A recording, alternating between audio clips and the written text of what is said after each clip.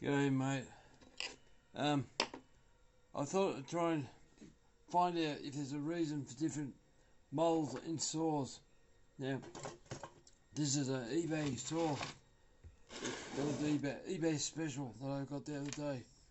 So, the Bomber Ag SX82. Now, I'm wondering, is there actually a difference between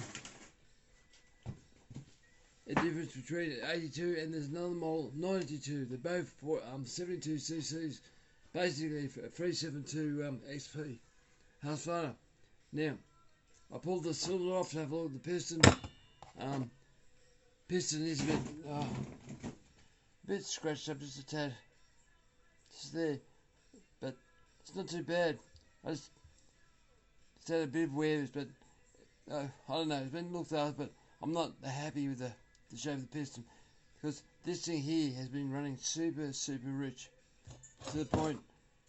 I've got a torch. Look at the carbon build-up inside the cylinder.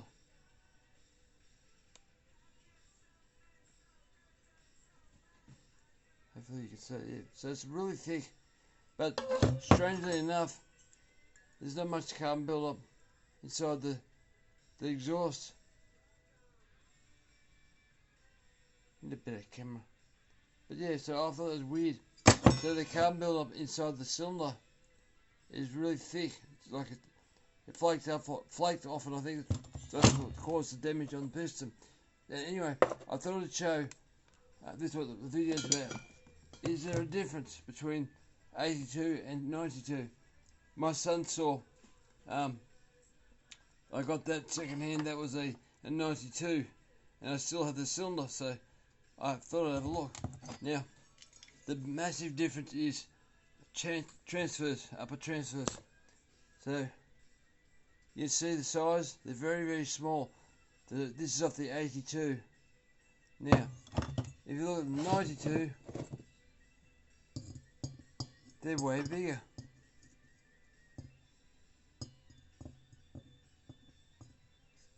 There you go. So they're way bigger. So more airflow. So look back that one. So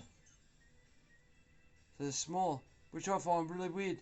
So maybe there is a difference because they charge an arm and leg more for a number. I thought it was just a bloody sticker, but maybe there is a difference. The power rating's the same.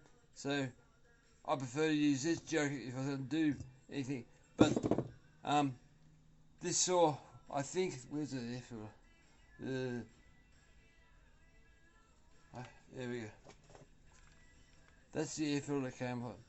So it's quite a dusty air filter, and the edges of the saw was quite dark. So I don't know if they were running some oil in the oil tank or what that goes. But yeah, it's clean inside. But show you inside the motor. Nice and smooth, looks clean, looks good.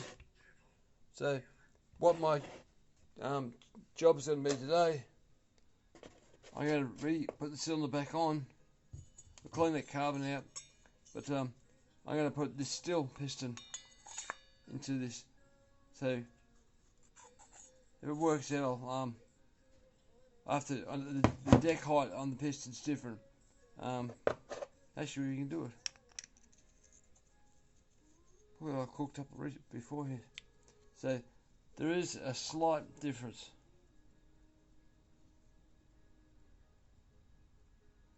Not much. So if it does work, I need to get the cylinder decked a little bit. Probably, what's that? 15th hour, something like that. Half a mil. Which is not much. So if I can find someone who can do that, some lathe work. So I'm going to do a gasket delete. Put this in, see how it runs. Yeah. I don't know if that's the same size rings or what. Yeah, same rings. But this is a windowed piston. More airflow. The skirt's different too. It's a shorter skirt.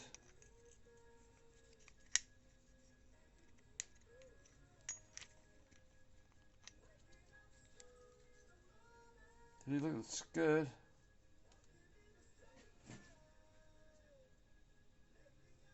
through a different about probably 1.5 mil. So that'll change the timing rapidly. So I'll have to get it going. If it runs, I'll make sure the the part I'm interested in, this steel piston, where the pins are for the rings, they come down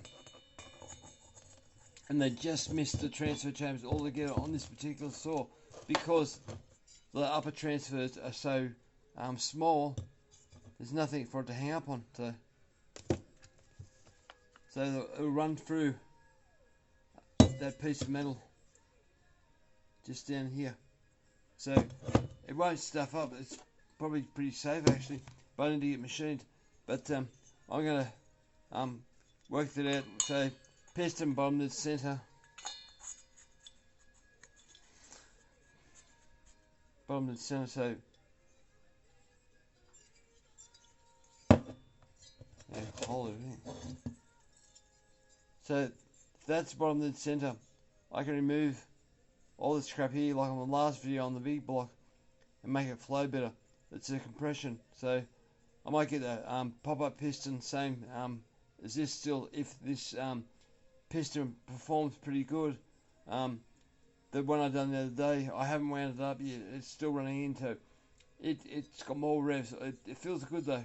It's running a bit rich, but it's running the way it was on the big box standard Husqvarna setup. So it's now running more power but leaner, so it's not using as much fuel. So that's interesting. But yeah, this particular cylinder, no marking, no brand names. I'd love to know who makes it, but I wouldn't mind soloing it.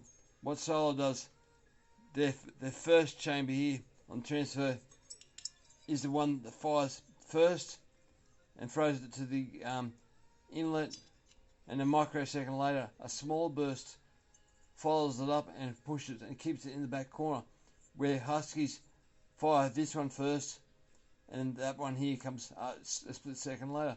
So maybe if someone's got a 90-degree tool and just take that out, like half a degree on the timing wheel, just a bit different, and hog all this material here out, so it flows more air on this particular one. That's something I'd like to do, because I know it would perform. But yeah, again for another still. But interesting times. Anyway, enough of my blubbering. See you later, mate. That's if it wants to stop.